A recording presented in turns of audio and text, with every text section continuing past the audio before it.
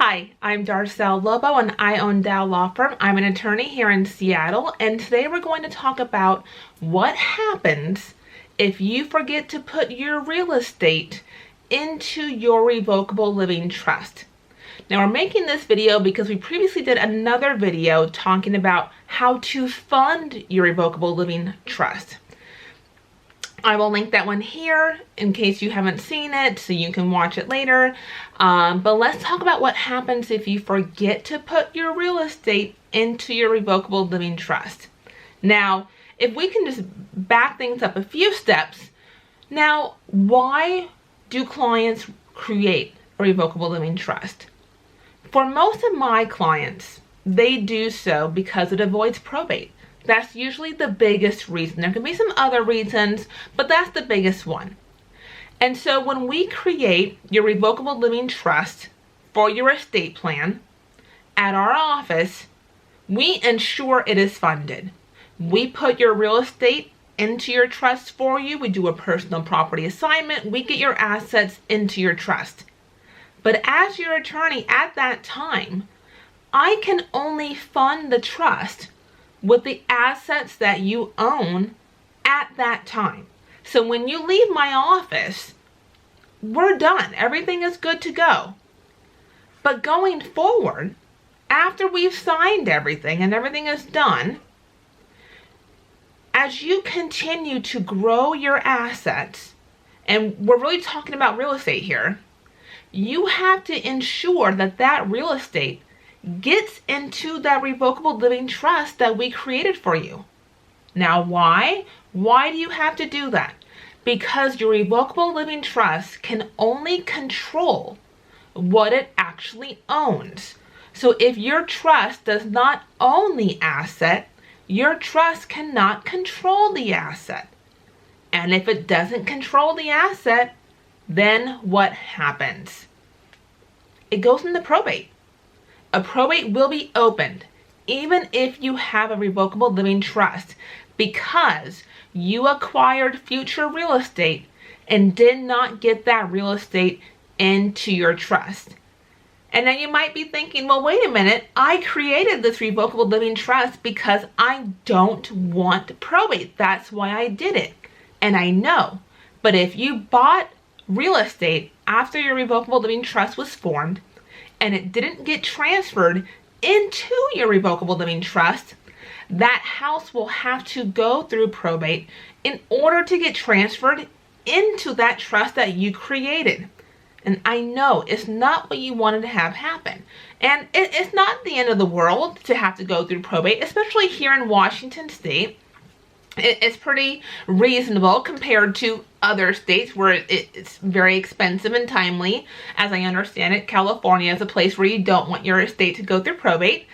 But when we go through all the time and the effort, not to mention the cost, to create your Revocable Living Trust to avoid probate, and then probate is needed anyways, that's just a really frustrating thing to know that could happen, right? So, and because this has happened, we've seen it happen many times, unfortunately.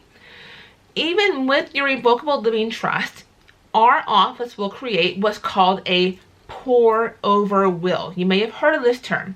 What is a pour-over will, and why do we call it that? Well, we have some crazy names for a lot of legal documents, but it's called a pour-over will because it's pouring over the assets you forgot to put into your trust.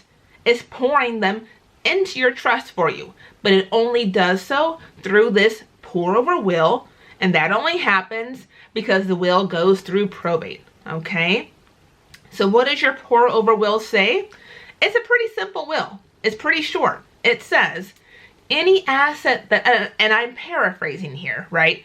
But it essentially says, any asset that I own when I pass that needs to be probated goes into my Revocable Living Trust, and my successor trustee will administer it according to the terms of my trust. That's what it says. But it has to go through probate because it didn't get into your trust. So I say all of this to say, when creating your estate plan, whether it's a revocable living trust or whether it's a will estate plan, it's not a one and done event. I recommend that we reevaluate your estate plan every maybe 5 or 10 years, or whenever there's a major life event. Now, what's a major life event? It could be a birth, it could be a death, it could be a marriage, it could be a divorce. There's, a number of major life events that would warrant reevaluating your will. Those are the 4 biggies that we usually deal with. It's not uncommon for me to have a client come to me maybe 30 or 40 years after their will was drafted. And there's a lot of changes that are needed at that point that we're able to do for them, but certainly 30 or 40 years shouldn't go by before we're reevaluating your estate plan. So, if you have a revocable living trust, if you want to create a revocable living trust, we are happy to help you. But we have to ensure that your future acquired assets get into your revocable living trust. And it's very simple to do with real estate. If you buy another home, if you buy another home, investment property or whatnot, we will do what's called a quitclaim deed, Q-U-I-T, quitclaim deed, that after you've bought that home, if you bought it in your personal name, we will quitclaim it into your revocable living trust, so your trust controls it. We prepare that deed, we sign it with you, we record it with the county for you to make sure that that is done, so your trust will control that piece of real estate. And remember that during your lifetime, even though your assets are in your revocable living trust, you have full and complete control and authority over those assets. You're not giving those assets away. You can sell them, you can refinance, you can lease out the home, whatever you want to do.